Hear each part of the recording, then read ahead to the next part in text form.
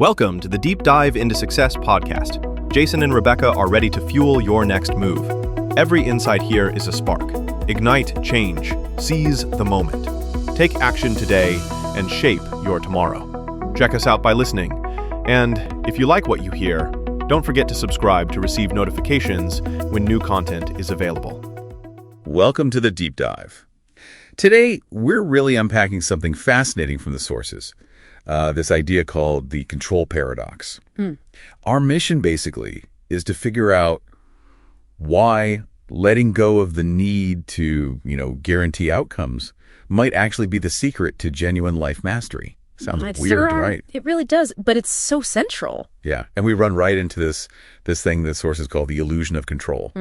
We live in this incredibly fast-paced world, right? And we're sort of taught that if we just plan enough, optimize enough, worry enough, we can engineer the perfect result. Exactly. Like we can somehow wrestle control over, the stock market or traffic. Or whether your colleague actually hits that deadline for one. Right. Things that are just external. And that's the core of the paradox. The harder you grip those uncontrollable outcomes, the more chaotic your internal world gets. More stress, more rigidity. It creates this hidden vulnerability.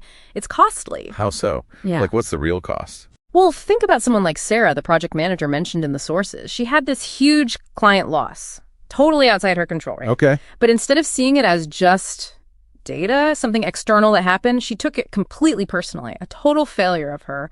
And the result, she got paralyzed, frozen by the trauma of that uncontrollable thing. Oh, wow. Yeah. And she missed a crucial strategic pivot, something that could have actually saved her team, moved them into a new area. That paralysis, that rigidity, that's the price of trying to control the uncontrollable. You fight reality, and reality always wins. That story really hits home. Okay, so if we accept that most of life, client decisions, market shifts, whatever, is truly outside our grasp, then where do we put our energy? I mean, where's our actual power? It lies entirely within what the sources call your sphere of action, or sometimes called the circle of influence. Yeah. This is the only place your energy has a direct, reliable impact. It's where mastery lives. Sphere of action. Okay. What's in there? It breaks down into three main territories you can manage. First, there's your effort and input. Think of it as the quality territory.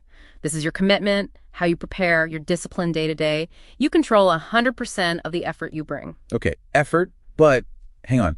Why focus just on inputs if the outcome is still kind of random? Doesn't that feel pointless sometimes? The external world just wipes it out. But that's where the meaning shifts. That brings us to the second territory. Your response and attitude. The mental territory. Look, you can't stop the storm outside, right? But you absolutely control your internal response, choosing patience over panic, analysis over anxiety. Okay. That choice itself is control. Exactly. It's the bedrock of resilience. And third, there's the relationship territory, your boundaries and communication. You always control the act of setting limits. You control asking clearly for what you need from others. Those actions are yours. This requires a pretty big mental shift, though. You mentioned outcome detachment. But doesn't attachment sound a bit like apathy? Like, why bother trying hard if you're detached from the result? That's the key distinction. It's not apathy, it's actually profound efficiency. The old way, the illusion of control way, ties your self-worth directly to the outcome.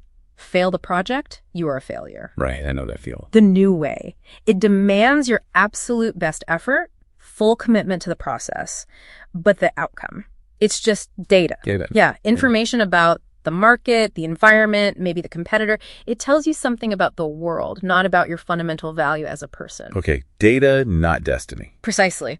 Look at Elisa, the entrepreneur from the sources. Huge product launch, totally bombed. Why a competitor beat her to market by a week. Ouch. Yeah, devastating. And initially she felt crushed, like all that effort was wasted. But she had built that internal control. She could acknowledge the emotional hit, then analyze the failure data, the market response, and commit to refining her product. It took months, hard months. But she did it. She did. And that resilience, that focus on process control, not outcome control, it eventually led her to dominate the market. That's outcome detachment in action. Okay, that makes sense. And living in that sphere of action, focusing inward, it unlocks something else you mentioned, the power of the pause. Yes. This is maybe the ultimate sign of self-mastery. When something external hits a setback, a threat, bad news, Our default conditioning is instant reaction. Yeah, fight or flight, grab for control. Exactly. Mastery is about inserting a conscious, a mindful pause between that external event and your response, just a breath. That pause gives you the space to ask, okay, what's the most effective strategic thing I can do right now from within my sphere of action? So you choose your response instead of just reacting. You guarantee your response is deliberate, not just a knee-jerk emotional reflex, which is often costly. So wrapping this up, what's the big takeaway here, the ultimate benefit?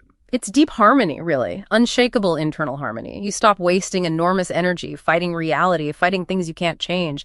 Instead, you dedicate all that recovered energy to building excellence, where it counts in your effort, your attitude, your communication. It's simply a more efficient and, frankly, more empowering way to live. So here's something to think about today.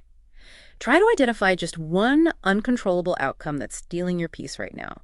Maybe it's uncertainty about your job. Maybe it's a big project deadline that depends on 10 other people. Just pick one. Name it. Acknowledge, truly acknowledge, okay, this specific result is outside my direct control. And then consciously, deliberately redirect that worry energy back into your sphere of action for today. Focus on your process, your effort, your attitude today.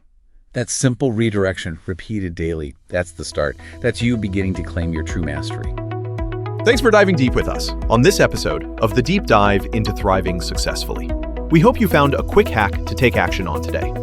If this episode moved the needle for you, please take 1 second to hit that follow or subscribe button on your favorite podcast platform. It helps us reach more people who want to start thriving.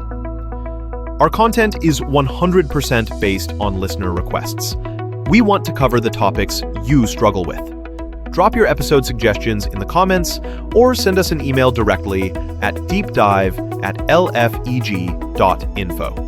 And the best way you can help us is to share this episode with a friend or colleague you care about.